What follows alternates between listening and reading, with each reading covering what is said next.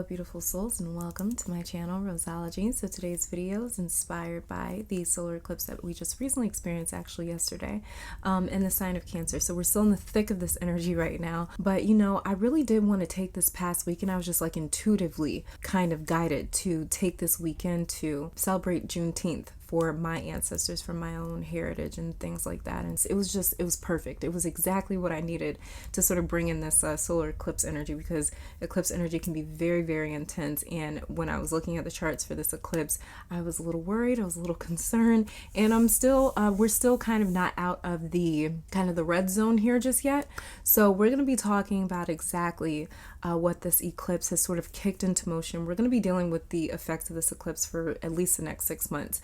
But especially the really potent energy of this eclipse we're going to be dealing with for the next couple of weeks. And so we're going to be diving into exactly what we're going to be feeling, how this could affect us personally, how this could manifest in our own lives. I also will be doing a reading for you guys later, a pick a card reading for you guys, where you can sort of see get the heads up for the next week or two. If you want more sort of personal information on the solar eclipse and exactly how this affected you, then go on ahead and check out the videos that I just posted about a week ago of all the 12 horoscope videos. I checked out each sign's astrological chart for the solar eclipse, and I went into a little bit more detail with that, how this could affect you personally, your own sun sign, moon sign, rising sign, and Venus sign, okay? So if you know why you are here, then you can head down to the comments in the description section down below for the timestamps to different points and topics discussed in the video, like the astrological chart, the meditation, as well as the tarot reading, okay? So Cancer energy, let's talk about Cancer. Who is Cancer? What is this energy like? So Cancer is the sign that is ruled by the moon, and it also rules the 4th house.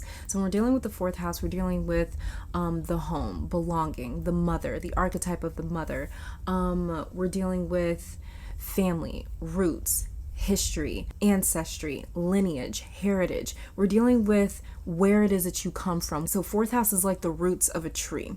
Without the 4th house, we don't have origins. We don't have anywhere it is that we come from. And that's what the archetype of the mother is, right? And as well as it deals with, like I said, ancestry, lineage, the past, as well as even past lives, because like I said, the 4th house is ruled by the moon, and the moon is also correlated to the nodes, the north and the south node. And the south node is representing the past lives, reincarnation, and the north node represents the future. So when we're dealing with the 4th house, we're dealing with both the south and the north nodes. We're dealing with our past lives, our past, reincarnation, things like that. So people with very strong 4th house placements, like your sun or your moon in the 4th house, something like that, very strong Cancer placements, moon in the 1st house, moon in 8th or 9th, 12th house, something like that, you may feel extremely connected to your past. You may feel extremely connected to your ancestors. You may feel extremely connected to past lives, because like I said, the moon is a very intuitive luminary. And basically, when we were dealing with the divine feminine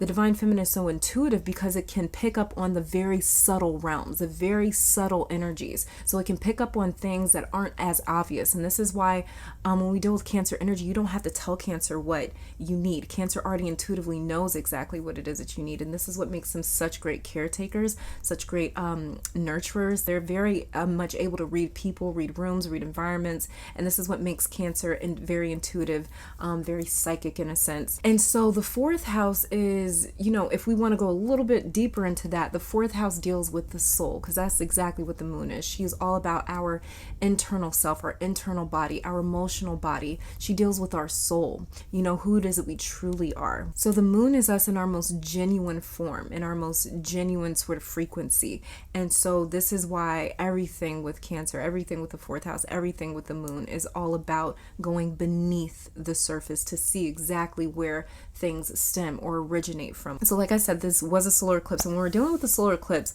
all this means is that the moon has intersected the sun and the earth, so from an astronomical standpoint, it's just that the moon has intersected the sun and the earth. From an astrological standpoint, this can bring a lot of awareness. This can bring aha moments. This can bring realizations, revelations, because we are having complete alignment between the sun, moon, and the earth. Like I said, the moon represents your soul, your internal self, your more so ethereal body, and the sun represents the ego. This is the surface layer self. And then we have the earth, which represents the physical archetypal realm. So there's just complete alignment when we have eclipses. And this is why eclipses can bring endings and beginnings, because it's like once you see something, once you become aware of something, you can't unsee it. And so it sort of almost like kickstarts you in a sense to do something about a part of your life where you've just had this great epiphany. This is just your eyes opening. And it's almost a very forceful sort of incident that the universe does when it deals with eclipses. It's almost a bit forceful. It's not a bad thing, but it can be a bit like jarring, because it's like, I didn't know that was happening. So it's like it's a peek behind the veil. So moving on to the astrological chart here, we have the sun in the sign of Cancer squaring Mars. The sun and moon are conjunct for the solar eclipse. They were, right? And when we have a conjunction between two luminaries, two planets, two celestial bodies, this just means that they are combining their properties, they're combining their vibrations, their frequencies. They're sort of pouring their cells, both pouring their energy into the same pot, you know, and their energies are sort of fusing and melding and melting together. And it sort of creates this third entity when we deal with conjunctions. So the sun and moon conjunct is like our ego and our soul, our surface level and our most internal self coming into union with each other. And also Mars was conjunct with Neptune, and Mars is the god of war. He's the reason that we do things, the reason that we're motivated to do the things that we do. And Neptune rules the super conscious. So if the moon is our subconscious, the Neptune is our super conscious. Mars and Neptune in Pisces is very limited views and perspectives and information, because Neptune, she is extremely disorienting, you know. So when we're dealing with heavy Neptunian energy, we could be dealing with escapism. We could be dealing with this energy of wanting to not deal with reality, because Neptune sort of takes you on a ride outside of reality. So Neptune can be very murky. She's very much so like static, you know, like once you go in there, you don't really know what's real and what isn't. You question everything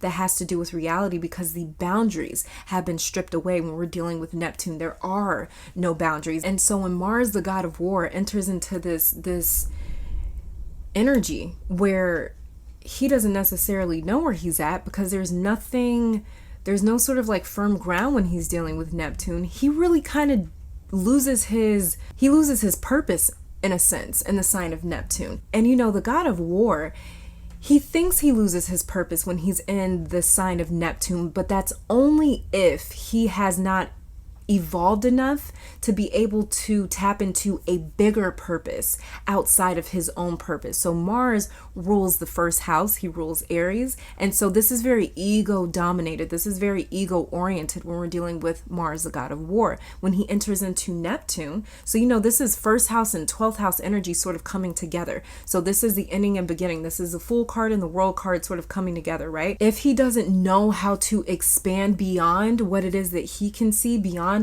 what he deems as important or relevant, then he is going to completely lose his purpose when he is dealing with Neptunian energy. So when it comes to Neptune, you have to really surrender to her. If Mars doesn't know how to surrender, if he's still trying to force his way through, he's going to completely lose his sense of self. And that is who Mars is. He is, like I said, he's first house dominated. He rules the first house. The first house is all about, I know who I am here, and I'm ready to conquer, right? So for the next, especially the next couple of weeks here, you could really lose a sense of purpose in your relationships, in your job, in your work, in your own life. You could just feel as though, you know, like, you could really feel very confused about what it is that you're doing, especially if it's something like that you were feeling very confident about just before the solar eclipse. For sure, you know, you could be sort of entering into a zone or a territory where it's like, I don't really know why I'm doing this anymore. But this is a good thing, because the thing is that you haven't lost your purpose. You're just tapping into an even bigger one. You're tapping into an even larger purpose that can also fit in your own personal purpose inside of it. That's how vast this is. So it's like when we're dealing with this energy, don't get caught up in, I don't really feel motivated. I don't really feel inspired. I don't really feel like I have that same confidence, that same drive, that same purpose.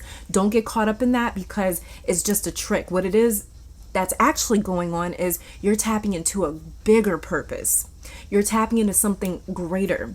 And it's not that you lose the goal or the dream or the purpose that you once were working with or working towards, but it's sort of like melds into this greater sort of role or job. You weren't really able to see this before, but like I said, Cancer is dealing with the subtleties. It's dealing with the things that we cannot see. It's dealing with the unseen as well. We're dealing with very limited information. So right now, on a global sense, so kind of transitioning from a personal to a global sense, don't be shocked if it just seems like you get one piece of information and then another piece of information comes in. This is going to be like the war of information. This is going to be like a war of knowledge while we were dealing with this Neptunian energy. The sun and moon in the sign of Cancer, I want to also say this, is sensory overload, okay? So this is going to be a lot of different feelings and emotions. We're going to be feeling every little thing. Like I said, Cancer rules the unseen realms, the unseen world. It rules, it can tap into the subtleties of life and existence. So this is going to be sensory overload, where it's just like, where did that fucking feeling come from? Where did that emotion come from? Where did this come from? Where did that come from? So a lot of these things that you're feeling, they could be stemming from you or the people around you, the world around you, right? You could even be picking up on animals in Mother Nature. You could be picking up on things, out in space. Like, that is how serious this is. So with the sun and moon and Cancer causing the sensory overload, this can really trigger our instincts, our survival instincts, to want to just sort of jump in and kick in. Now, if we try to control our instincts, that's where we're going to get in trouble. But if we allow our instincts to sort of take over, that can be a very soothing thing during this time. It almost gives us a little bit of a relief or a reason to get out of the driver's seat and allow something else to take over. And at this time, that's kind of really what you want to do, is just surrender to this. But if we are inclined to react off of our instincts with limited information, this can really get us into a lot of trouble, where we start making assumptions. Assumptions destroy relationships, it destroys connections, it destroys trust like nothing else. Because when we're dealing with assumptions, we're dealing with an intuition that has gone haywire. We don't necessarily have a leash on it anymore. It's not necessarily your intuition. It's more so like paranoia. It's more so things that maybe like old fears and things and experiences, the past that we haven't necessarily dealt with. And so we're pulling from that past and saying, well, just going off of the probability here, I've been through this before, and I can see where this is going. I can see that trajectory. But if you are inclined to react off of your instincts with limited information, this could really sort of spark that fight or flight mode, right? Where it's just like, you want to just react. You want to just respond, but be very, very careful about reacting and responding. Sometimes what a Cancer energy is picking up is not necessarily what they think they're feeling. And Cancers are extremely intuitive, but their intuitive capabilities are only accurate if they are able to discern instead of emote it. Right? So emotions is what sort of makes our reactions biased, and discerning is what gives us a nice, unbiased, neutral standpoint. But Cancers can really get themselves in trouble when they start to emote that, and when they start to sort of assume things, when they start to assume, well, oh my God, if I'm feeling this, then that means that is happening. No, what you feel does not mean that that's what's happening. So we have to be very careful with that during Cancer season, because Cancer season can really seriously get us into trouble if you don't know how to deal with it. Most Cancers that I have met, they get more accurate as they age. The older they get, the more accurate their intuition becomes, because they are more able to control their emotions and understand that whatever it is that I'm feeling right now might not be what's actually happening, might not be what's actually going on. So, it takes a little bit of practice when it comes to Cancer.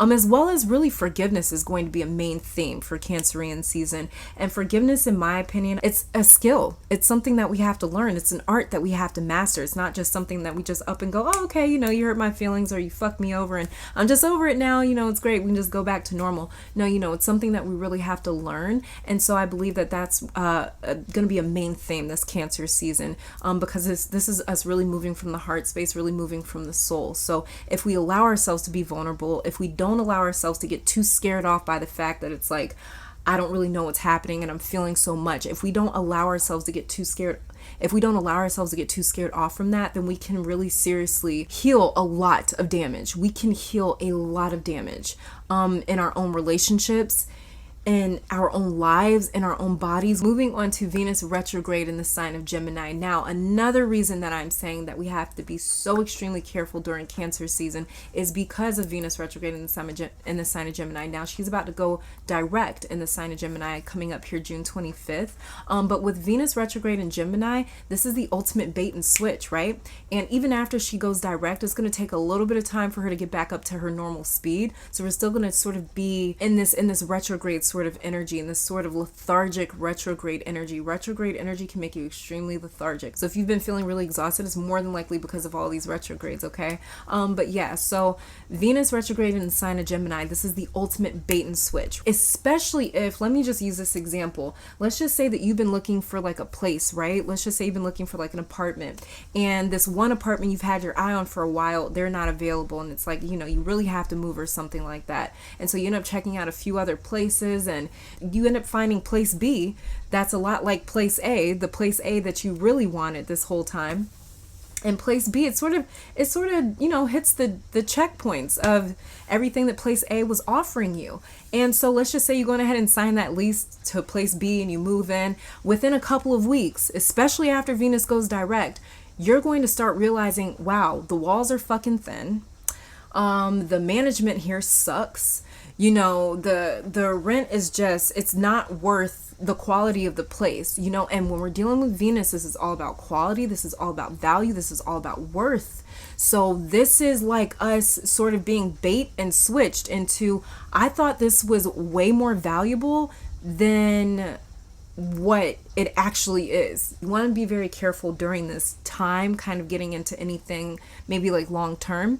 And Venus is also trine Saturn as well. And Saturn is in the critical degree right now of Aquarius. So Venus trine Saturn in the critical degree of Aquarius is instant karma and consequences. So this is like us leasing that place B and instantly within a week or two realizing, oh God, I just signed my life away for a year to a place I absolutely fucking hate.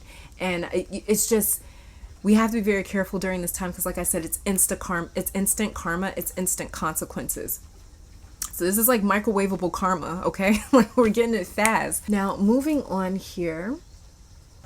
to Pluto and Jupiter conjunct almost the exact degree in the sign of Capricorn. So this is quick, massive change. This is almost like the Eight of Wands meeting the Tower moment. And so, you know, the Tower moment, it's not necessarily fast or slow. It's more so, if anything, just extremely destructive. But just imagine if like the Tower happened in like the span of moments, like seconds, right? So that's kind of what we're dealing with this Pluto and Jupiter conjunction in the sign of Capricorn. And so this is very real heavy change. Capricorn can feel very heavy because Capricorn rules the physical material archetypal realm. This is all about different constructs, paradigms, beliefs, establishments, different systems and things that we had in place. So these are the types of things that's really being affected right now, is the infrastructure of our society, and even our own lives. Anything happening on the macros happening on the micro. So this is localized energy and outcomes meeting in like one specific area of our life, depending on where Pluto and Jupiter is transiting in your own chart, and depending on where Pluto and Jupiter rules in your own natal chart. And like I said, Capricorn rules the bones of things, the infrastructure, the skeleton, the organization. It rules the way something has been built up, right? That is what's really highly being affected. And this is why right now we're seeing like people really pushing to defund the police. And it's like, that's something that I never thought I'd ever hear of in my entire life, is people trying to defund the police. Like I didn't even know that was a possibility. I didn't even know. But you know, these are the types of things that are really being brought up in conversation right now, because this is what we're dealing with. This is the energy that we're dealing with. Pluto Sun conjunction that hadn't happened in like the last like 3.5 decades, right? So this is the last 3.5 decades of karma and consequences that we are now feeling. So this is just a time of reckoning, right? So there's a lot of eyes, a lot of focus right now on how is our society structured? How is it set up? Is this actually really working for people? Is this actually really working for us? And even, besides a societal level, on a personal level, is happening in our lives where it's like, is this relationship working for me? Is this job working for me? Saturn is the planet of karma and consequences. Reap what you sow, whatever it is that you put into something is what you're going to receive from it. And this is why we're dealing with so much reckoning because of Saturn. This is a very Saturn dominated year with all this different energy moving throughout Capricorn, right? Now moving on to Chiron and Lilith in the sign of Aries. Very, very important to mention. Now, Chiron is also squaring with the Sun, Moon, and Mercury, and Lilith is squaring with Mercury. So this can really create an existential crisis if we're not careful. The Sun and Moon conjunction, like we were talking about earlier, is alignment between the conscious and the subconscious, right? The internal and the external. And because Aries rules the external first house surface level exterior of us, there will be fluctuations in how we perceive ourselves as well as others. So even these placements right here is also adding to the major confusion that we can be feeling right now, especially because Chiron is known as the wounded healer, right? So this is all about, let me help you because I can see where it is that you need help, but I can't necessarily see my own faults. I can't necessarily see my own weaknesses, but I can see yours. And the reason why Chiron can see others is because he relates, he can resonate with that issue because he's actually dealing with the same issue, but he can't for some reason heal himself. There are a lot of different things that we're not aware of to be able to heal, but others are able to see it. But the thing is, when we deal with Chiron is a lot of people get very offended when Chiron is activated in their lives, when other people come to them and say, hey, I think maybe you're messing up here, or hey, I think maybe you need to sort of look into this over there, and different actions and choices that you're making.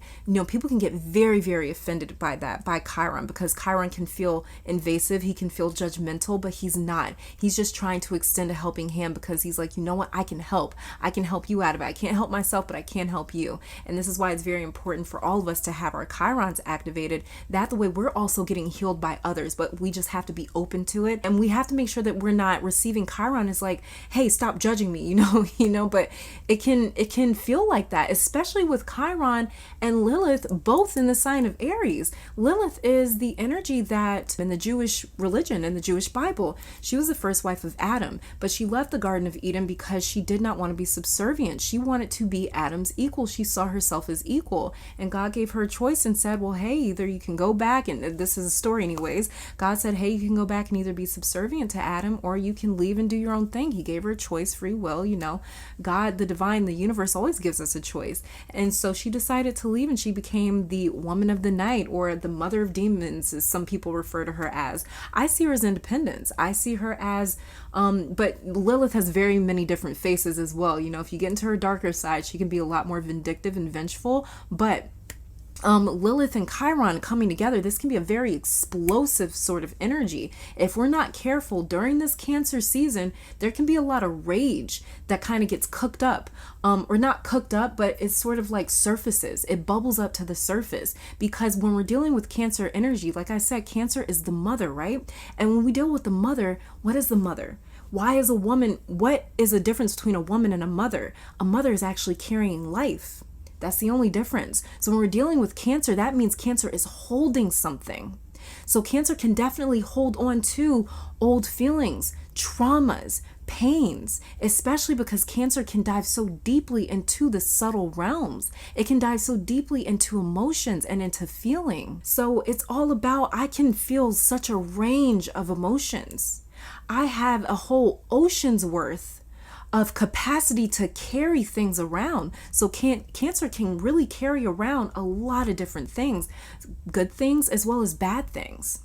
And it's really important for us to know when we're dealing with Cancerian energy, it's really important for us to know when it's time to go into labor and when it's time to birth those certain emotions, when it's time to release them. When it's time to release the past, release certain emotions, release certain experiences. We have to be able to listen to our intuitive bodies, our ethereal bodies, our spirit that says, I'm trying to give birth to this pain because I don't want to carry it anymore. I don't need it anymore. It's ran its course. So, for sure, we have to be very careful with this Cancerian season that we're in, and Chiron and Lilith both being in the sign of Aries. Like I said, Lilith, she deals with, you've rejected me, I'm not good enough, you don't consider me your equal, and Chiron deals with the wounded, those that are wounded, those that have been hurt. So these are both energies that are very, very familiar with the feeling or the traumas of rejection. And so this can cook up a lot of rage, because there's certain things that we've been holding on to for so long, and not just us, but like I said about Cancer, it also rules our past, it rules the history, it rules karma, not karma, but it rules our ancestral karma, it rules where we come from. Right? So this is all about, especially with the South Node being in Sagittarius, different, we'll get to that in a minute, but, you know, this Cancerian energy is sort of revealing the things, the sort of emotions that we haven't been able to see, the sort of emotions that have been fueling us, but we just haven't necessarily been aware of them. You know, maybe we've sort of suppressed them, pushed them down, hidden them behind the ego and said, I don't really care. I'm unbothered. I don't really care. Like, I'm so over him. I'm so over her. You know, like we can come off, the ego can come off that way, but the spirit may be hurting. And so we're carrying that around like it's a child of ours. And so we have to know when it's time to birth that. And Chiron and Lilith is going to be constantly triggering us.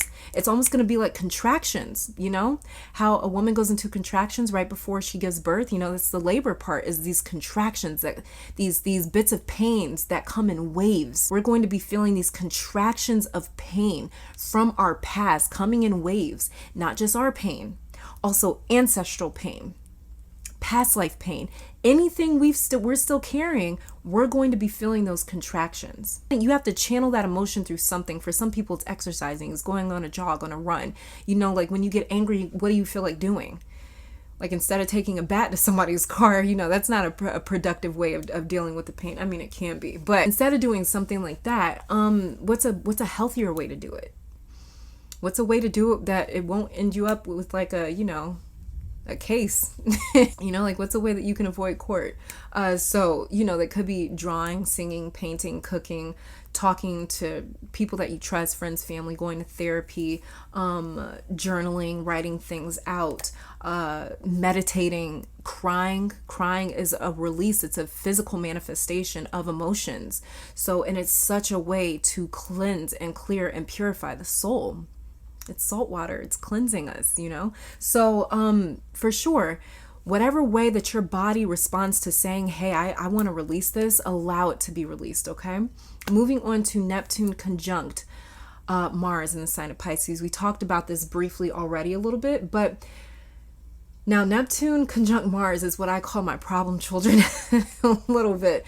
But you know, Neptune, she rules Pisces, and this is where Neptune has been for a while. Neptune, she spends around like about a decade in a sign or so. Neptune being at home in her sign of Pisces means that Neptune is amplified here. It's almost like somebody yelling, you know, it's like, take somebody that's just yelling, right? They're yelling. And imagine somebody walking up and just holding one of those like microphones in front of their mouth. That's exactly what's happening with Neptune in the sign of Pisces. And so with Neptune's energy being amplified here, it's really intense, because like I said, Neptune, she's already a very bewitching sort of energy. You know, she really, like, she doesn't even charm you. Like, Venus charms you. Neptune drowns you, okay?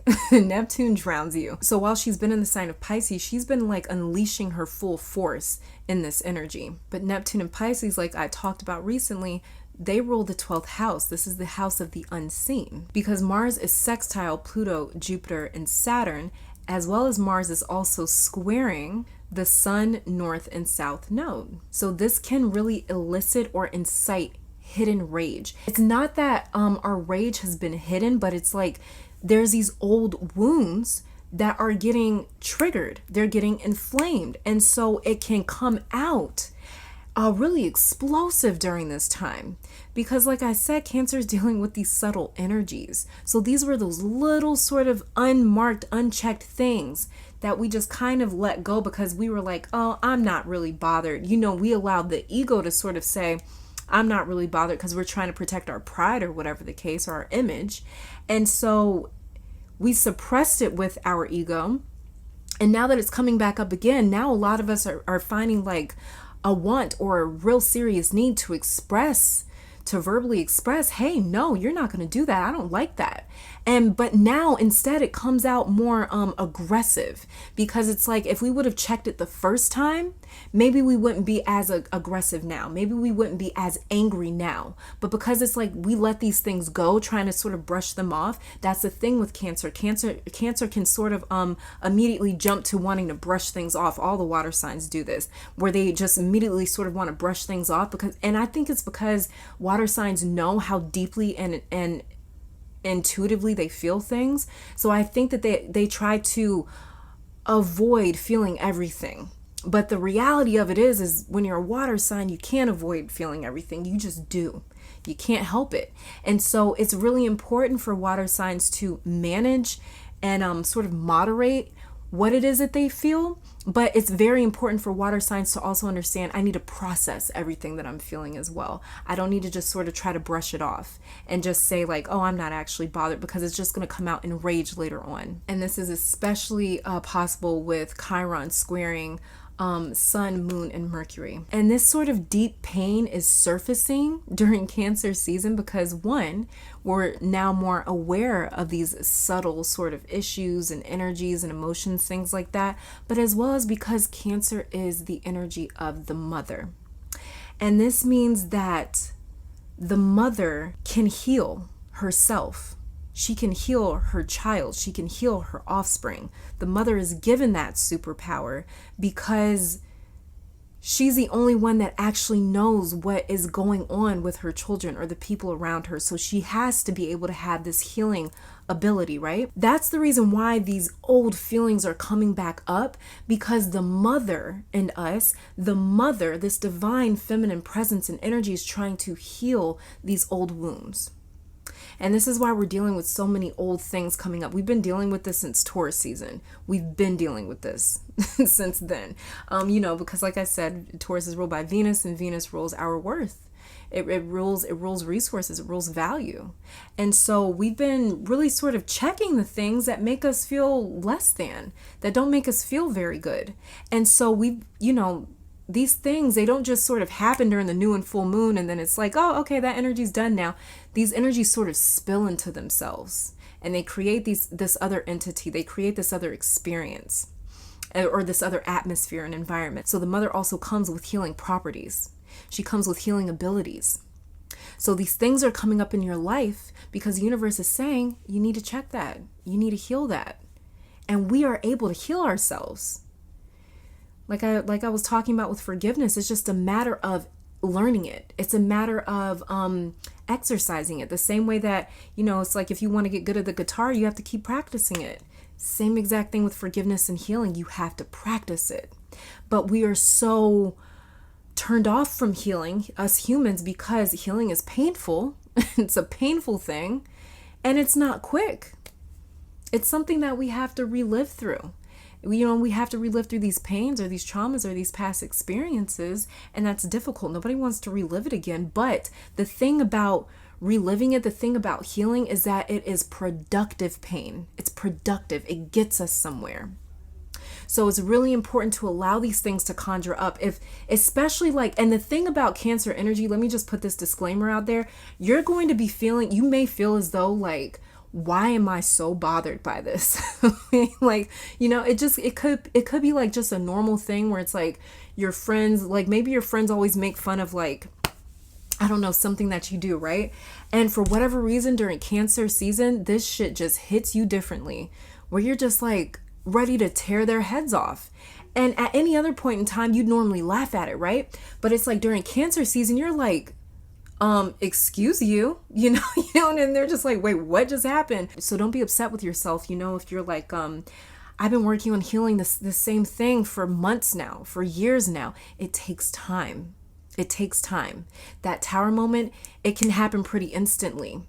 You know, that building the building can come crashing down instantly. Destruction happens so much quicker than construction, right? It takes us so much longer to build something, to construct something, than it does to destroy it, right? It's exactly what happens when we are healing things. We are reconstructing, we're refortifying, we're rebuilding. That takes a lot longer than destroying something. When you destroy self-esteem, when you destroy ego, when you destroy pride, when you destroy someone's self-esteem, self-worth, when you destroy someone's identity, that happens instantly. It can be with one look, with one word, with one glance, with one experience. And that one experience can take us years to rebuild or to heal. And I heard somebody say one time, and it was the realest thing I've ever heard. It was actually in a movie. But they said, we spend our entire adult lives trying to get over the traumas of our childhood. And that's the truth. So can you imagine if you're also dealing with the traumas and the pains in the past of your ancestors and your own past lives? Not just your childhood, something that happened 20 years ago, 30, 40, 50 years ago. But you're also dealing with past lives. You're also dealing with your ancestors' pain. And this is why it's important for us to listen to the intuitive body. When the intuitive body says, I'm trying to birth this pain, I need to cry it out. I need to scream. I need to talk. I need to vent. I need to do something where I channel this pain outside of me because it needs to go now. At this point in time, if we're not ready and willing and open to do that, this can almost feel like a forced cesarean. This can almost feel like a forced C-section of the universe, where it's like there's no pain medication. We're just gonna cut this pain baby out of you. We're just gonna pull it out of you because it needs to go. And that can feel extremely painful. This entire thing, if you're trying to avoid pain or reality, this Cancer season is gonna really hurt because it's gonna be painful either which way. And we have to try to not avoid the pain because pain can be productive.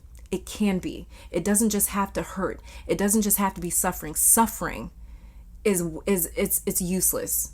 It's a waste of time. It's a waste of energy. Suffering is. But pain can be productive. So, with Neptune moving into the later degrees of Pisces, and Mars is in the 25th degree of the sign of Pisces right now. So this means that Mars and Neptune have scoured the conscious and unconscious truths that have been hidden away from us. Maybe we hid them away from ourselves. And so right now, this mothering energy, in my opinion, she's extremely aggressive because she's trying to highlight injustices. She is trying to heal people's pains, but in order for people's pains to be healed, we have to acknowledge the fact that they've been hurt. And so much of the world has tried to ignore people's pains. And this is why so much pain has gone unhealed. And for a mother, it's difficult for a mother to part with her child. Even if that child is a product of pain, it can still be very difficult to part with that because it was once a part of you. You once identified with it. A mother identifies with her child. A mother gets very attached to her child because that child is her. So we can get very close to or very personal with our pain when we're dealing with Cancer energy. Many Cancers, like I said, they carry a lot of pains and they almost don't know how to separate their identity from it and to say, that's not me. I don't have to accept that. That's something that we have to learn. Like I said, we're learning forgiveness. We have to learn forgiveness. We have to learn healing.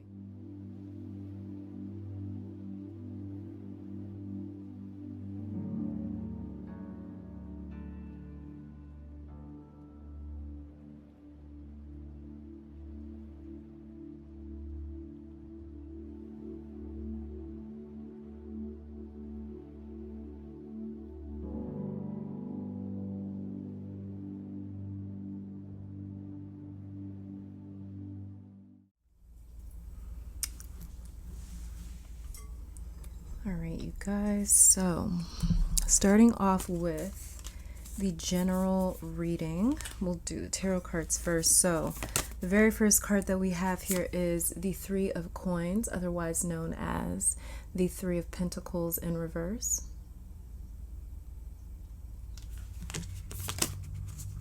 The next card that we have here is the Ruler of Swords, otherwise known as the King of Swords.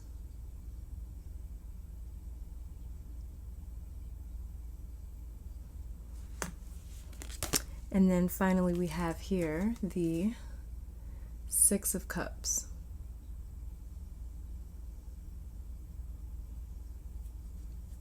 Okay, you guys, so just looking down at these tarot cards right here, I'm just looking down at them.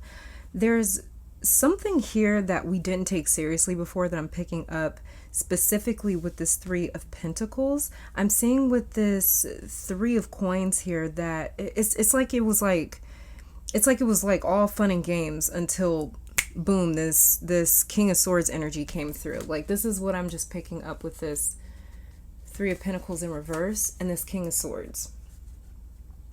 So for me, it looks like in this that's the Three of Coins. It looks like for me in this Three of Coins right here, like it was all fun and games, and then boom, all of a sudden this King of Swords energy hits us with conviction, with truth, with awareness. So the Three of Pentacles is all about collaboration, learning from others' expertise, as well as learning by trying, experimenting, as well as listening. So there's three people in this Three of Pentacles card in the Rider-Waite-Smith deck. I'll actually post a picture up here on the camera so that the way, or up here on the screen so that the way you guys can see what I'm talking about. But basically, in the Three of Pentacles, you know, there's three people working in the Three of Pentacles. They're working together, they're giving their opinion and trying out each other's advice. They're basically trying out each other's advice. And so this is the card of constructive criticism, like what I was talking about in the astrological portion of this video with Chiron and Lilith, how we have to be careful that we don't take Chiron as an attack or interpret critique to be judgment. So this is in reverse right here. This Three of Coins,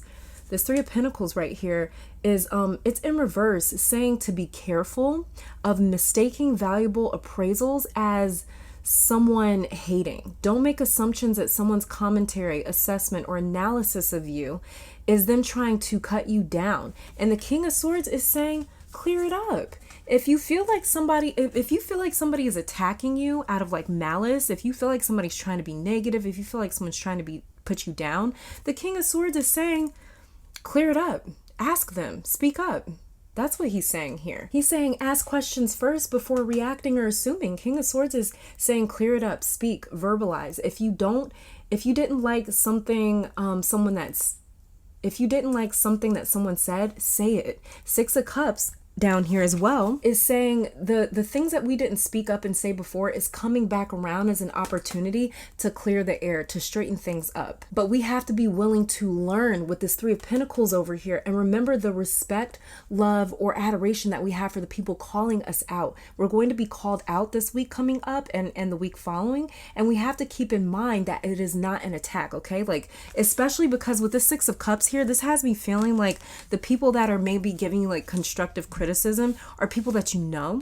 You know, this is going to be people that we know. This is going to be people that we're friends with, that we're family with, people that don't mean any harm, people that, you know, we can trust. But because we are feeling so sensitive, so hypersensitive during Cancer season in the next couple of weeks, where we're really dealing with the after effects, like the aftershocks of this eclipse, we might be second guessing or questioning what people's motives are. Even people that we can trust, we may feel a little suspicious or a little paranoid of people. Like, are you really trying to help me, or are you just trying to sort of like put me down? You know, are you jealous? You know, we might be going all these places and they are genuinely just trying to help. So I think that's what I'm really picking up with the cards here, is that we need to be careful of that. We just need to know that, like, okay, I've always known this person. I've always known this person to be an upstanding person, to be a person of integrity, to be a person that has a very good moral compass. So I know I can trust them. I know that they're coming from a place of support. And even if I don't like what they're saying, even if what they're saying is maybe a little discouraging, then maybe all I have to do is talk to them and say, hey, you know what? Like, that doesn't make me feel too good. You know, like, I don't necessarily know what you're trying to say. Maybe what you're trying to say is not the way that I'm receiving it or perceiving it, but I don't necessarily like it. And you know, when you open up that dialogue, what it's going to do is it's going to connect you back to the Six of Cups, where you remind yourself, or you remember, you know, like, okay, they're coming from a good place. But it's all about clearing it up. We have to clear that up to be able to remember these people don't mean any harm. They're coming from a good place. As well as you may be the person that other people sort of need to clear things up with. So let's just say that you're giving somebody like constructive criticism, right? And they just take it the wrong way. They kind of flip out or whatever the case. You know, it might, this King of Swords down here might be saying, hey, clear it up. Let them know that you are coming from a good place, that you're coming from a good place. I don't mean any harm. I am just calling something out because I'm seeing something and I want you to be successful. I want you to win. So I'm just calling things out as I see it. And if there's any way that I can help, any way, shape, or form, that's what I'm doing. I'm trying to help you here. This Three of Pentacles in reverse is saying you're trying to help, but your help may be misconstrued. You know, people may see your criticism as like malice. They may see it as hate, or vice versa. You may see others' criticism as hate or something malicious, right? Let's go ahead and check out these oracle cards here for the general reading to see what we have. The very first one that we have here is the Fates. So, okay. Yeah, I'm just going to go through these really quickly and then we'll talk about them in a second, what messages I'm getting from them. The next card that we have here is your dreams need a practical plan, full moon in Taurus. Yeah. So this is going to be the type of conversations that we don't feel like having. This is going to be the type of advice we're not going to feel like hearing. Like, my dreams need a practical plan. Oh, you hater, you're just jealous. It's like, no, you know, maybe your dreams do need a practical plan. You know, maybe if you want to move to a big city and you're just like, you know, I'm just going to like wing it and figure it out. Like, and somebody says, well, maybe you want to think about saving some money. That's not them hating. That's just them saying, hey, you know, maybe we need some sort of practicality here. The next card that we have here is don't let your past hold you back. South Node. Yeah. Okay. The messages are flowing, but let me get through these first. The next card that we have here is Nourishment. This is the card Grapefruit, and it says, trigger statement, it is all my fault. True statement, I see what I truly need. Exactly. Your energetic body needs nourishment, so begin to discern physical hunger from spiritual hunger. Cherish your body and the way it supports you. Yep, exactly what I was talking about. The next card that we have here is Empowered, the card of focus. Trigger statement, I don't want to be here. True statement, I am exactly where I need to be. You are ready to allow the energy from the divine and Mother Earth to fuel you as you fulfill your potential here. We may feel like our dreams are being attacked this week and the week coming up, but it's not. This is just like, this is, it's almost like, you know, building up that thick skin a little bit, that way we're able to receive criticism and we don't just take it as like, ouch, you know, that hurt. The next card that we have here is Apple Blossoms, Choices, Knowledge, and Illumination. White are the flowers of apple tree that brings us fruits of fertility.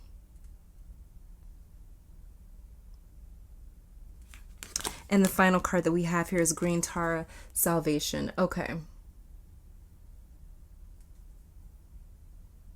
Starting off with the Fates right here, though. So the Fates all day is the Six of Cups. It's the Six of Cups. It's these old opportunities that we came across in the Three of Pentacles coming back around. So some of you guys may have missed out on some like business opportunities, something like that. But yeah, so for sure, the Fates is the Six of Cups all day. This is opportunities, fated encounters, and second chances coming back around. We even have the South Node card down here that also popped up in this reading. So, you know, this is saying here, don't let the past hold you back. In other words, don't let the past keep you from receiving this valuable insight and critique. Like what the Three of Pentacles is attempting to do here. Don't let your pride or ego tell you that they're trying to hurt you because someone said something similar in the past, but that person in the past had ill intentions. This time around, this is not ill-intended. This is actually for your benefits, for your good. So if you let the past poison your present, you may miss out on some really good advice or information. With this Knowledge card as well being here. This Apple Blossoms card here that talks about choices, knowledge, and illumination. Yeah. Like I said in the Three of Pentacles, you know, he's learning, but he has to be open to learning and open to understanding because he doesn't know everything. And your dreams need a practical plan. Like, this is the hard truth that some of us don't want to hear in the weeks coming. You know, this is the hard truth some of us may have to work on digesting. No one likes when others tells us that our dreams are not possible, but is that what's being communicated to you? Or is this loving advice that's just simply saying, hey, get organized, just get organized, focus, you know, I see what it is that I truly need and I'm exactly where I need to be. So what sort of advice are we receiving? Is it truly malicious, or is it just difficult for us to accept it because maybe we're a little bit not damaged, but maybe we're just a little bit still wounded from the past, you know, people with ill intentions from the past, you know, maybe that's still bothering us. And so anytime we would sort of receive any sort of similar criticism, we just immediately think that, oh, you're trying to attack me. And it's like, no, it's not an attack, you know? So yeah, for sure. This is just somebody practical coming in, some sort of practical advice coming in, but be careful that you don't rip this person's head off. Or this could be you. You could be the person coming in with some practical advice and you get your head ripped off, you know? But if that's the case, then make sure you clear it up and say, hey, you know, I was just coming through with some advice. But please don't attack me, you know, like respect me, because I have respect for you. So please don't attack me. I was just trying to help, you know, and if that's the case, you know, we don't have to talk about this anymore. I'll keep my opinion to myself, but I would appreciate it if you stop talking to me about these things. As well as too, you know what another thing is that's coming through here is, there needs to be a respect of people's time. You know what I mean? Like, because it can be really disrespectful to people's time, energy, and emotions to keep complaining about the things in our lives that we're not actively working on changing. And there's people, friends, family, partners out there that will repeatedly call you to cry, scream, moan, and complain about their life without taking the advice. You know, there's people that just love to complain and they don't take advice. They don't have a proactive stance about shifting their consequences. And we have to be more strict about who we allow to do that to us, because it's costing us invaluable resources, you know, like our time, energy, and emotions, if we are not careful. If you have to screen calls, you guys, do it. In the Six of Cups, it does talk about the past, but we do have a clock up here, and it's like, you know, if you have to tell people, like, can you please stop wasting my time calling me and complaining about this if you're not going to take my advice, if you're not going to be proactive in your life and actually try to change things, because I actually value my time. I'm actually trying to make a difference in my own life. I'm actively working on things, and you don't see me complaining because it's counterproductive. So Cancer, this feminine energy, this season will require that of you during Cancer season, because feminine energy can be very, very giving. It can be very giving. It wants to save people. Green Tower, salvation. It wants to save people. So we have to be extra cautious of where and who we are giving to. Save some of you for yourself. I believe that's what this Green Tower salvation card is saying. You know, it's very important for us to reinforce our boundaries as Cancer season, because we can get caught in the trap of giving too much. Giving just too much. Three of Pentacles in reverse. This is in reverse. We can get caught in the trap of giving too much.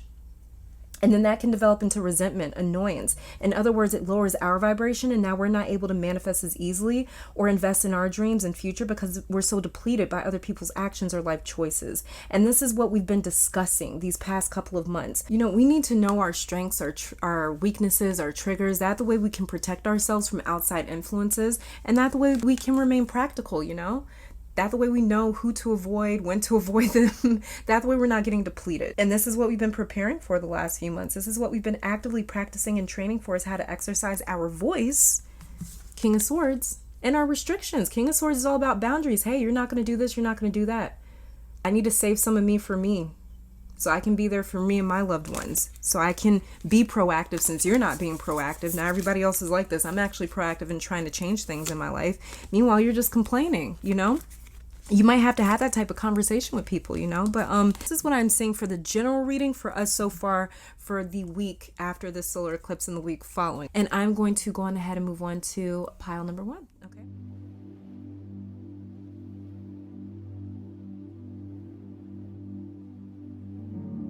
All right, and pile number 1. So we're just going to go through your tarot cards first before getting to your oracle cards. So the very first card that we have here is the Six of Swords.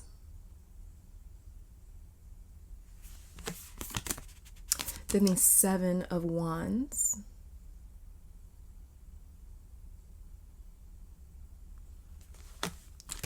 And then the Nine of Swords. Okay.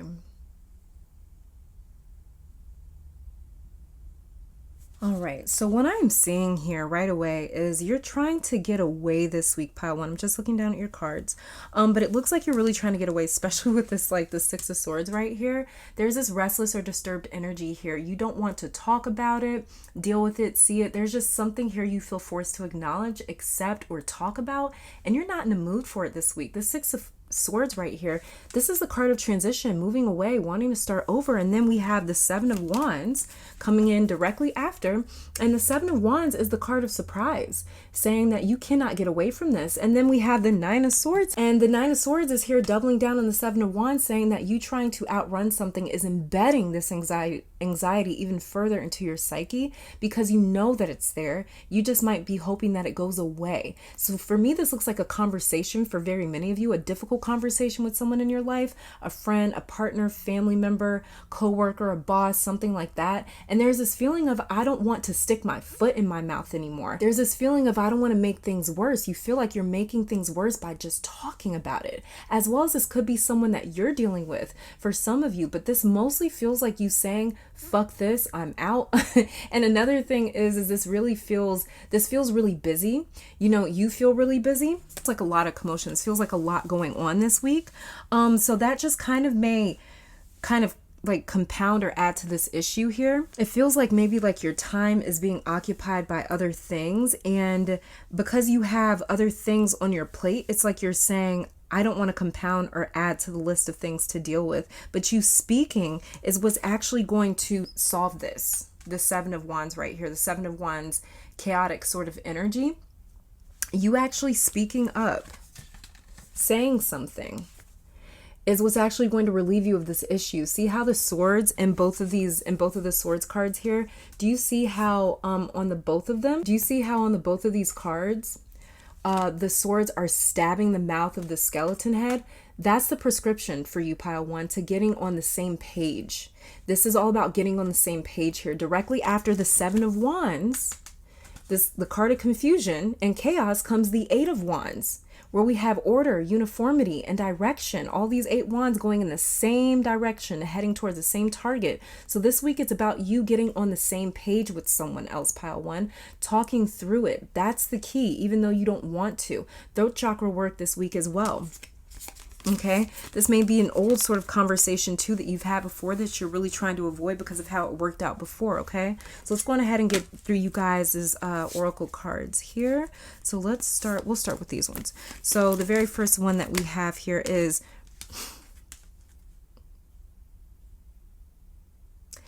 round and round. Like I was just saying, this may be an old conversation that you've had before where it's like you feel as though we've had this conversation before. I know where this is going. I do not feel like dealing with this because like I said, I was picking up where it's like there seems to be like a lot of commotion going on this week for you. In the couple of weeks of following the solar eclipse, it seems like there's a lot of commotion. Like maybe you're very busy or preoccupied, and it's just like, I've dealt with this before. It got nowhere. I'm not wasting my time doing this. I have so many other things going on. I do not have the time or the energy for this. So it's like, even though it's like, it feels like I'm trying to run away from this, it's not that you're like trying to run away. It's just that it's like, I'm not dealing with this again. It got nowhere. What's the point? You know, there's like this practical mindset of, this is pointless, this is useless, you know, but there's a lot of sword energy here. So that's a very logical sort of energy there. And then we have here the card of blessed. Beautiful. The next card that we have, take time to breathe out. Disseminating moon. Beautiful. Freya, radical acceptance.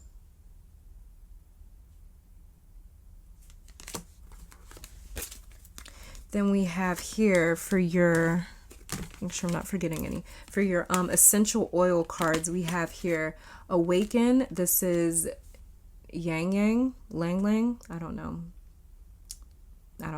It says trigger statement, I don't know what to do. True statement, every moment is a new opportunity. Take time today to engage your senses and create. The tension that has been dividing your head and your heart is leaving. Like I said, you're getting into a more uniformed energy. That's what you're really working on this week, getting on the same page with someone else, getting on the same page with something. The next card that we have here is Myrrh, the card of support. Trigger statement, I am not supported. True statement, I move forward with divine grace. Take comfort and know that you are supported. Nurture your inner child and connect with the earth.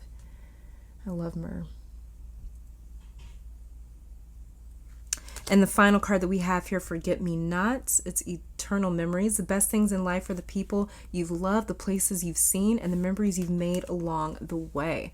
Okay, so yeah, for many of you, this is like a conversation with somebody in your life that you need to have, or maybe that you have had before. So with Freya, what I'm picking up here is accept that you have to acknowledge this, pile one. Whatever is going on, accept the fact that you do have to like acknowledge this. And round, like I was saying with this round and round card here is, you know, you may see this as, I know where this is going. I'm sick of this. I don't feel like being a part of this anymore. But you need to accept the fact that, yes, this is something that keeps happening, and I need to finally deal with it. That the way I can be done with it. So if you're that sick of the situation, really consider actually dealing with it this week.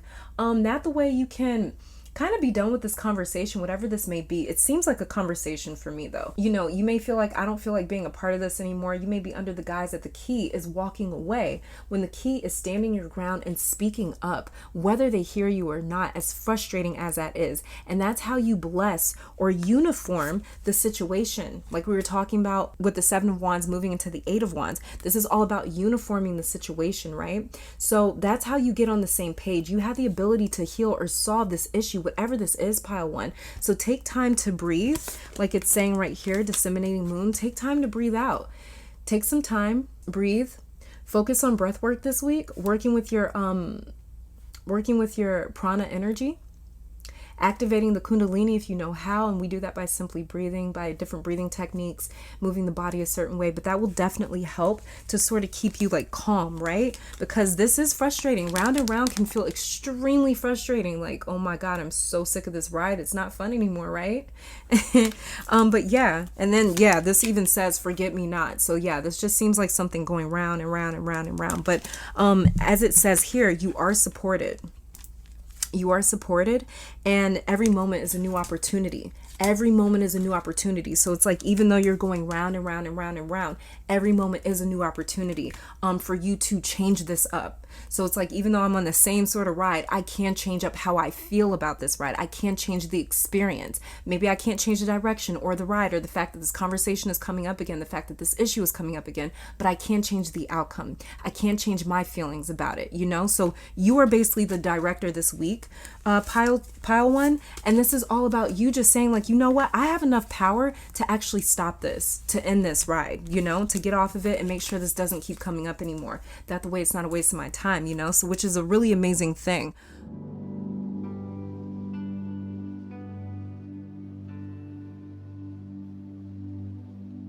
All right, and pile number 2. So you were my extra pile. I got a lot of extra cards for you, and they just like kept jumping out, and I was like, are you sure? It just kept jumping out. Okay, so we're gonna start off with your tarot cards before getting to your oracle cards. So the cards that we have here, the very first one is beautiful. We have Temperance. Next one that we have, 8 of Swords.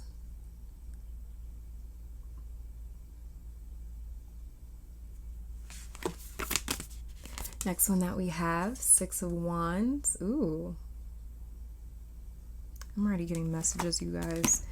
And the final tarot card that we have here is the 4 of Coins, otherwise known as the 4 of Pentacles in reverse, okay?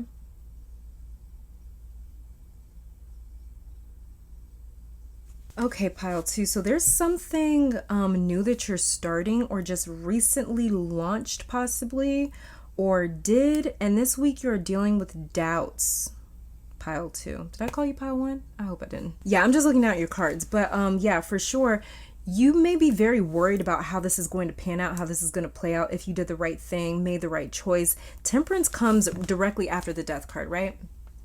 This card comes directly after the card of death. And the card of death in tarot is just represents major change. And so this drastic change or redirection, it may feel very scary to you. It may feel like a trap to you. And so, you know, you may even feel like this has to work, because if it doesn't, I don't have a plan B with this 8 of Swords right here. This is all about feeling trapped. This is all about feeling like I don't have a way out. So this has to work, because if not, I'm trapped. I'm stuck here. So there's a little anxiety you're dealing with this week, pile 2. Let me not pacified, actually. For some of you, it's a little anxiety. For others, this is major anxiety, major fear. But look at what we have directly after this Eight of Swords here. We have the Six of Wands, baby. The Six of Wands. Okay, so that's here to say that one, this anxiety is temporary and will not be around to stay for long. And two, this was a good decision or new start or break that you made. This was the right choice for you, because look what we also have after the Six of Wands here is the Four of Pentacles in reverse. Do you see that? This to me looks like the floodgates opening up. And do you know why that's happening? Because you took that leap of faith. You made space and room by saying, I'm going to go for it because I have nothing left to lose, or because I feel in my heart that this is right for me. I resonate with this. So you created space and opportunity. You took a leap of faith. You stepped out on faith to invite in success and a lot of abundance. Four of Pentacles in reverse is blockages being removed, blockages being released, blessings being released because those blockages are removed. So this is like Sekhmet, Ganesh, Eshu, Legba, door opening energy here. And there's a way being made for you this week, and it's because of you. So very good work, pile two. Very, very, very good work. Especially if you've been working with any sort of energies, deities, entities that deal with like door opening, crossroads, things like that. This is that Eshu, Legba, Sekhmet, Ganesh kind of energy right here, where it's like we're stomping away those blockages, we're clearing these things out. That the way the doors can open for you and these opportunities can wash in. That's exactly what's happening. So this is looking really, really good for my pile twos. Let's go on ahead and check out your oracle cards. I'm going to start with these. Yeah, okay, so the very first one that we have here is chopped wood. Ooh. Yes, yes, yes. Okay. So we have your chopped wood. Then we have here loyal heart. Okay.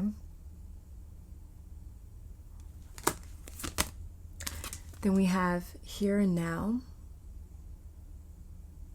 Wow. This is such a powerful card to me.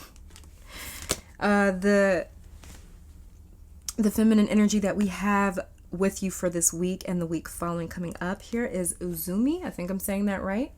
And she is the energy of humor. I love this. Oh my gosh. The next card that we have here is It's Time to Release Negativity, full moon in Scorpio.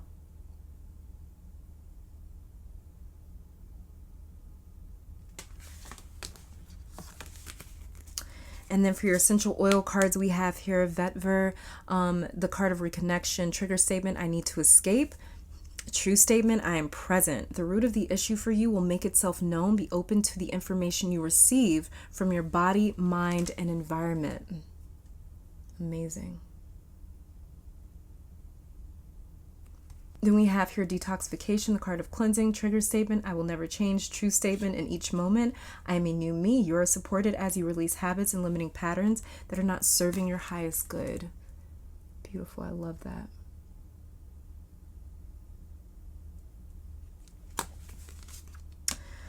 The next card that we have here is a card of wintergreen, the card of trust, trigger statement. What if something happens? True statement. I take my hands off the wheel. You are not alone. The universe is working with you. Relax and enjoy the adventure. That's just creepy. Sometimes the cards creep me out still to this day. As much as I work with them, I still get creeped out when they're this uniformed like this. Like I was saying, nothing's going to happen. Trigger statement. What if something happens? Nothing's going to happen. You made the right decision. Let's keep going. We have trumpet. I don't know. And this is the card of power and healing. To get what you love, you first have to be patient with what you have.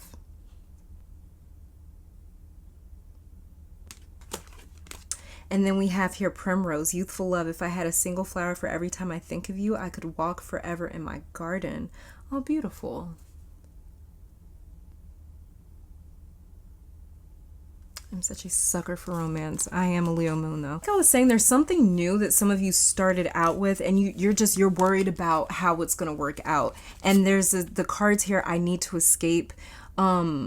I am present. I will never change. You know, these cards here, the other one, yeah, what if something happens?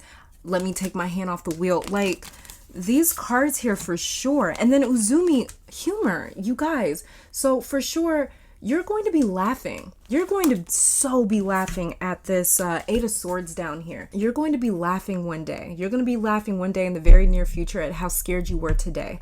I told you this energy here is temporary. Then we have humor, joy, Six of Wands. Success, you guys, is coming in. It'll be a really fast turnaround for many of you as well.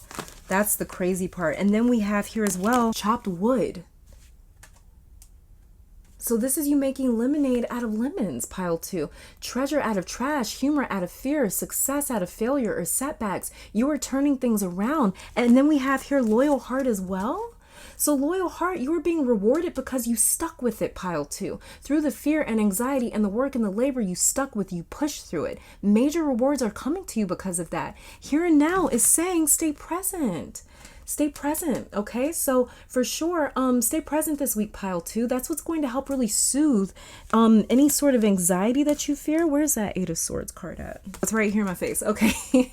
It's a whole mess down here. I should show you guys. It's horrible. But anyways, yeah. So the Eight of Swords, anytime that you are feeling any sort of anxiety this week, get present, okay? Because that's what's going to help really soothe your anxiety, is coming back to present, focusing on what you are doing, not what could happen. Don't focus on what could happen. Focus on what is happening. Focus on what it is that you are doing. Focus on the progress that you are making. Because if not, your brain is going to get carried away with what if something happens. It's just going to get carried away. And this right here is just like a domino effect. It's like a snowball. It's just going to get bigger and bigger and bigger. That's what anxiety does. It compounds itself. It just stacks on top of itself, and it gets worse and worse and worse and worse until we are under a state of attack, until we are under attack by our own mind, by our own emotions, by our own fear. Take your hands off the wheel, okay? Take your hands off the wheel. That's what being present is. We take our hands off the wheel of control. We let go. Full moon in Scorpio, it's time to release negativity. For you, pile 2, your negativity is the need to control, the need to know how this is going to work out. Your negativity is you feeling like this has to work out, because if not, I don't have a plan B. As well as we have a card detoxification, you guys. So that may really help as well. Going on some sort of detox for the week, or just really watching your diet for the week. Because for this card to be here, this could for sure be saying like, you know, a healthier diet for the week could really help with your anxiety. So it could be your diet also contributing to your anxiety. And then it says here, I will never change. In each moment, I am a new me. So yeah, this is all about you realizing like, no, you are way more in control than what you think. But for sure, take some time, get present, and realize what it is that you are doing. Realize the progress it is that you are making, okay?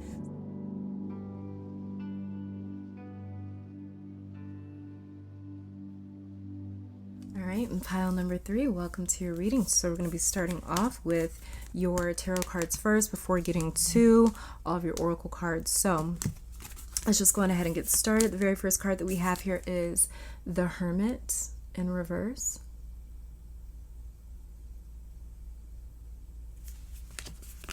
The next card that we have here is the Conqueror of Swords, otherwise known as the Knight of Swords.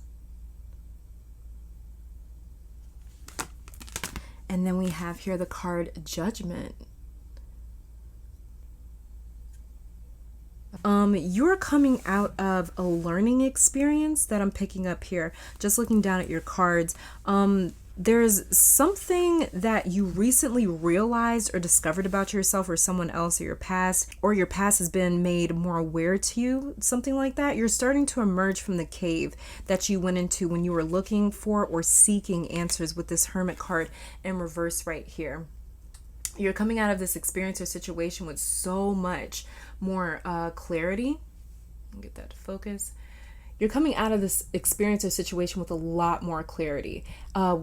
Also as well with this Knight of Swords right here. The Knight of Swords is all about, now that I've learned, because the Knight of Swords comes directly after the Page of Swords. And in the Page of Swords, he's learning, you know, he's almost like a student, right? Where he's learning, he's absorbing all this information. And after he's absorbed all this information, now he's ready to go. He's ready to charge forward as the Knight of Wands. So with this Knight of Wands here, now that you know this information, you're ready to make changes. For some of you, this is a recent possible health diagnosis, or this could as well have been a separation or a breakup. I feel like maybe you walked away from or left something, maybe even someone. This could have been change that happened outside of your control and you were sort of forced to deal with it. So this may not have been a change induced by you, but this this Knight of Swords here, you see he has a crown. Isn't that, yeah. You see how he has a crown made of thorns?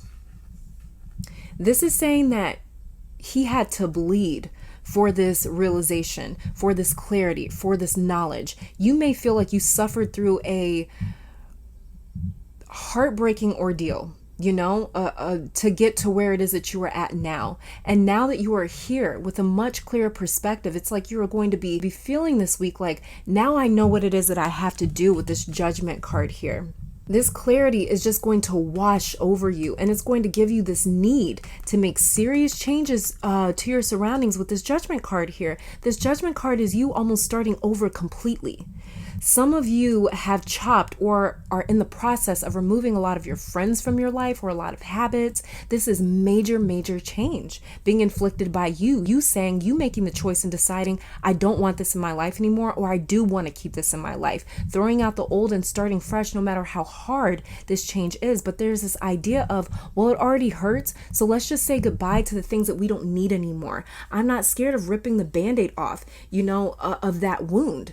What's the point of being scared of ripping the Band-Aid off of that wound if underneath that Band-Aid, the wound is still festering? It's like it's bleeding, it's infected. Like, what you're worried about ripping the wound off? Like, you might lose a whole arm. You know what I mean? So it's like, it's that feeling of like, I'm not ripping the Band-Aid off. Like, what's so scary about that? What's so scary about a goodbye after me having gone through this? What's so scary about point B after going through point A? That's the feeling that I'm picking up here. This is the least of my pains or worries. Whatever you just recently went through has made this goodbye or reprioritization very easy for you. It's made this transition, some sort of huge drastic change, easier for you, because it's like, my life has already completely changed.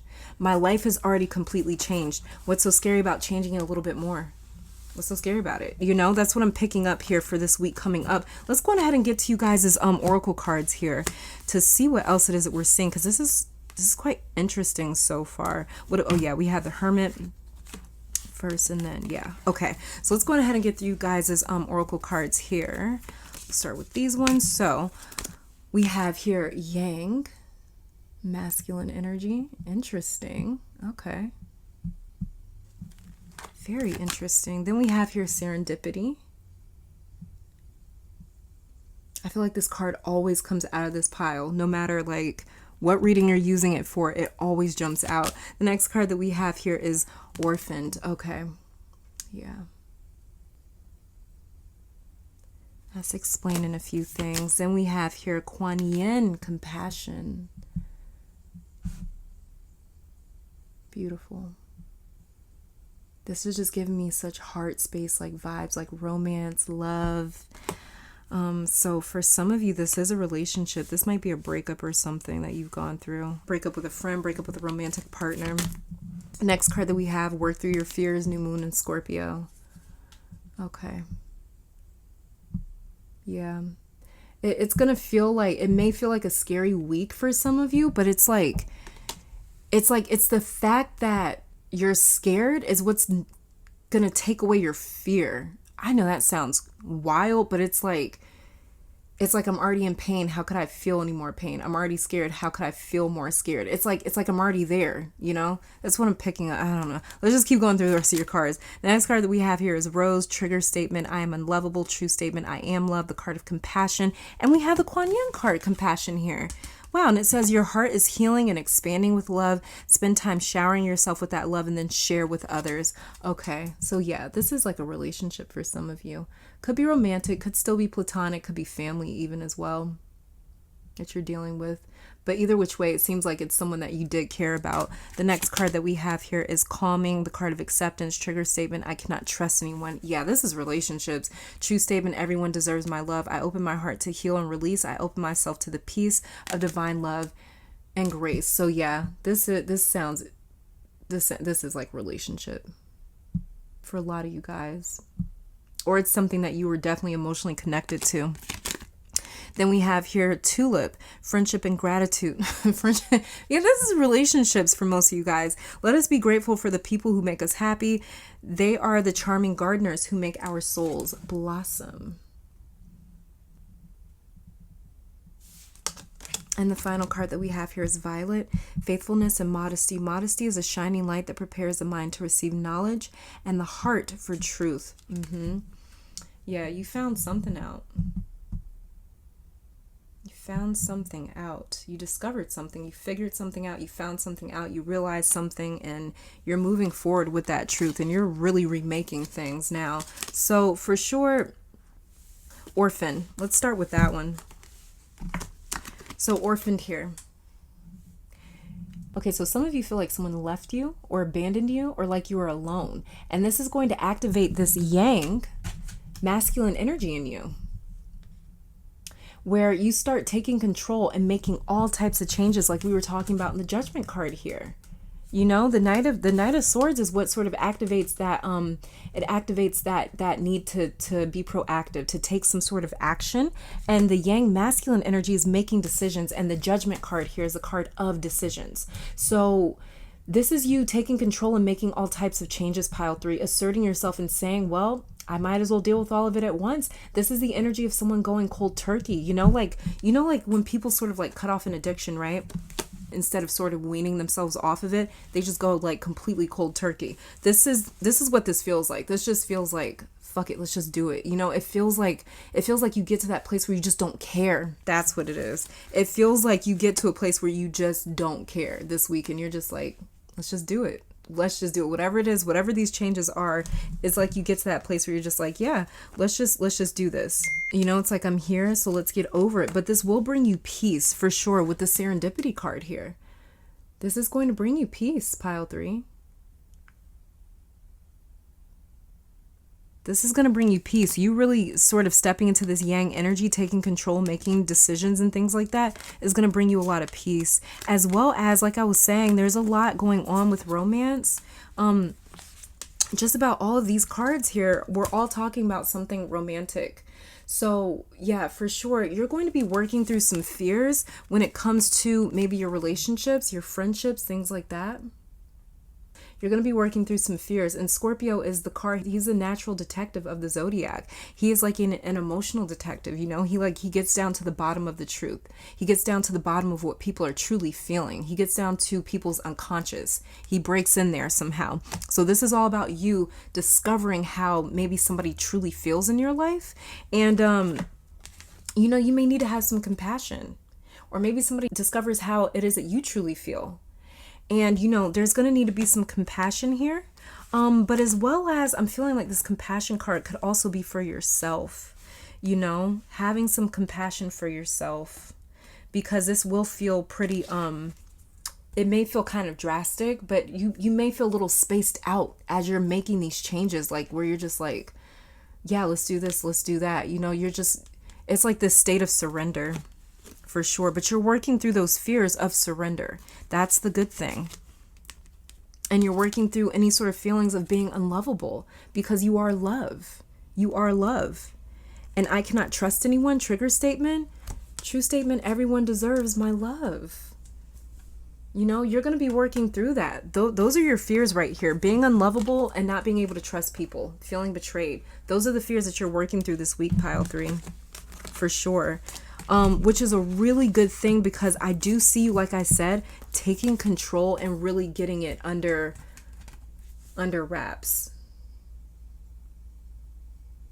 Oh yeah, and look how we have these hands, you guys. I didn't even notice that. Wow, you see that? Yeah, this is you taking control. That's amazing. But this is a really good thing. It just is going to be a little bit of a difficult transition at first, but you're going to end up feeling so much better, so much more in control. You're going to feel so much better. Okay, so this is all that I'm seeing for my pile 3s. Thank you guys so very much for tuning in. I do pray that this reading brought you guys some love, support, clarity, and strength. I want to take this time to thank your guides, my guides, our higher self, amazing spirit, for these messages today. Hope you all come back to visit me sometime soon. But until next time, you guys stay safe, stay blessed, and keep conquering the world. Bye now.